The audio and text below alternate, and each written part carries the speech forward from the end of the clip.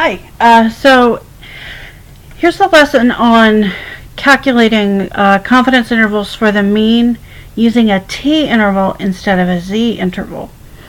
The big difference here is that we use the t-interval when sigma is unknown, whereas we use the z when sigma is known. So let's figure out, how do you know whether sigma is known? So here's the clues, and if I were you, I would print out this slide and keep it handy while you do your homework. So how do you know whether sigma is known? Well, sometimes they'll say sigma equals, or the population standard deviation is, or is known to be, or is assumed to be. I don't think you can just look for the word population or the word standard deviation either. You have to really read the problem and assess whether what you're given is the population or the sample. But that's exactly how it's going to be phrased. So how do you know if sigma is unknown? Well, you're still going to be given a standard deviation in some form. It's just whether it might be a sample standard deviation. So they might say S equals. Well, that's the sample standard deviation, meaning we don't know sigma. Or they might state the sample standard deviation is. This third one here is really common. The mean of the sample is some value with a standard deviation of some other value, which is another way of saying the mean and the standard deviation are both come from the sample. Okay, so that means that's the sample standard deviation. Finally, the standard deviation might not be stated in the problem, but they might give you a list of data and expect you to calculate it. And we're going to use StatCrunch for that, so you don't have to do it, but that's one way that sigma would be unknown. So again, the formula that we did before with the z-interval, that's only if sigma is known. If sigma is unknown, then everything is pretty much the same except for the distribution we use. For this one we use the t-distribution. And of course, make sure you know the difference between sigma and S, because that's going to tell you which formula to use. So I'm not going to tell you in the homework or on the tests which formula to use. You're going to have to determine that for yourself. So some stuff about the t-distribution. It starts with, because sigma is unknown, we're estimating sigma with S. So basically now we have an estimate for sigma being used to help generate an estimate for x bar. So that's an extra variability. So we need a distribution that's pretty much the same as z, but a little more spread out. And that's exactly what the t-distribution is. Another requirement here, besides sigma being unknown, we also need to know that either the sample size is large, greater than or equal to 30, and or we need at least one of these, that the data follows a normal distribution. And the way you can tell that is you can look at a histogram or a dot plot. Dot plot's pretty much the same as a histogram. Or they might just tell you in the problem to assume it. Okay. The same things are true for the z-interval, but I'm not making a big deal out of it there. Here we do. Here we need to check. And if the sample size is not large, we have to check the distribution. In one of the homework problems it comes up where it says, what does it mean for the t-distribution, or for the t-interval, to be robust against violations of normality? All that means is that even if you don't have a normal distribution, you can still use the t-interval if the sample size is large. So that's all that means. So a little more about the t-distribution. They're shaped just like the standard normal distribution, but with a larger spread. The amount of spread is determined by something called degrees of freedom, or DF. You can look in your book for some information about what that means. For our purposes, we're always going to use DF equals the sample size minus 1. So always remember the degrees of freedom is the sample size minus 1. So a little bit more about these distributions, the t distributions. It's still bell-shaped, centered at 0, more spread out than the z distribution. But as the degrees of freedom increases, the spread decreases and becomes similar to the z curve.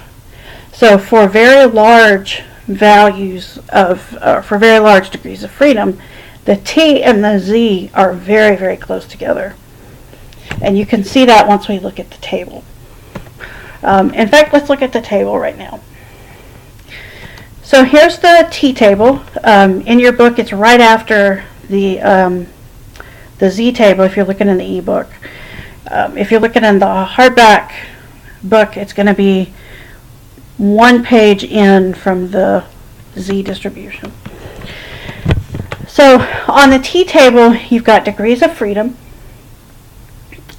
and you've got area in one tail versus area in two tails. What we're going to want is area in two tails, and that's going to be 1 minus our confidence level. So for a 99% confidence level, we're going to want 0.01 in two tails, and we're going to look in that column. For a 95%, we're going to look in this middle column. And then for a 90%, we're going to look in this column right here. Okay, so we're going to look for our degrees of freedom, which is n minus 1, and then the area in two tails. You can ignore the area in one tail altogether. Okay, so let's do an example. So if we find the value for t alpha over 2 for calculating a 90% confidence interval with n equals 25. So n equals 25 means we've got 24 degrees of freedom. And so let's go down to 24 degrees of freedom.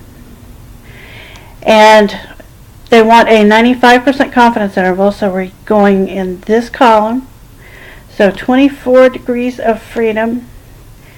And the 5% column, we get a t-value of 2.064. Oh, but we're looking for a 90%. So we go to the 90% column, which is right next to it. So that's going to be 1.711. Okay? So we get 1.711.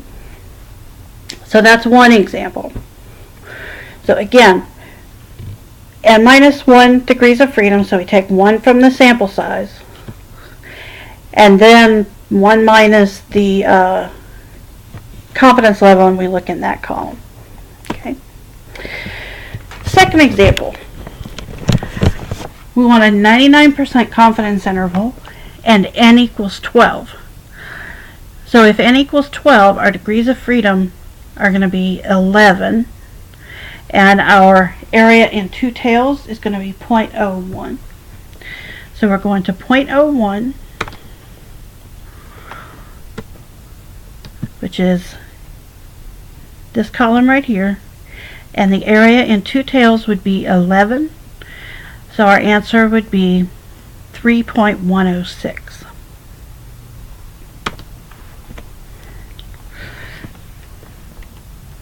And I made a typo there, so I'll fix it right now. So 3.106. Alright. Okay, so here's the formula for the t interval. Two differences here. Again, z instead of t, and since we don't know sigma, we put s there. So here's an example. We've got 10 tulip bulbs planted, and here are their heights, and they want a 90% confidence interval.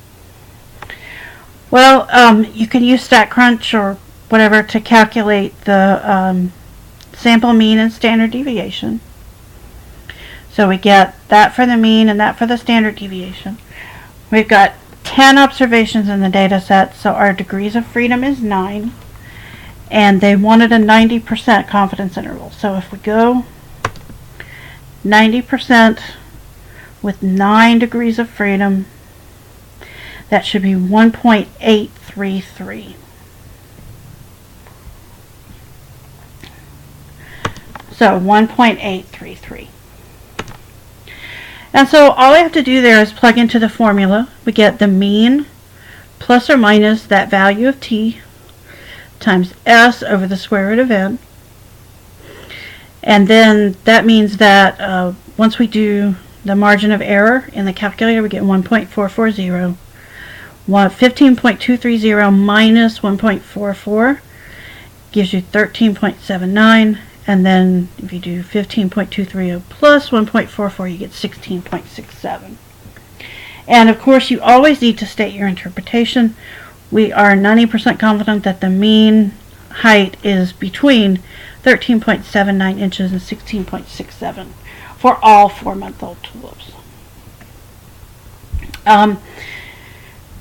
So this is another case where I think I want you to be able to do these by hand because I think it'll help you understand. Therefore, I want you to be able to do them by hand or in StatCrunch. And pay close attention to the video that shows you how to do them in StatCrunch. All right. And as always, if you have any questions, let me know.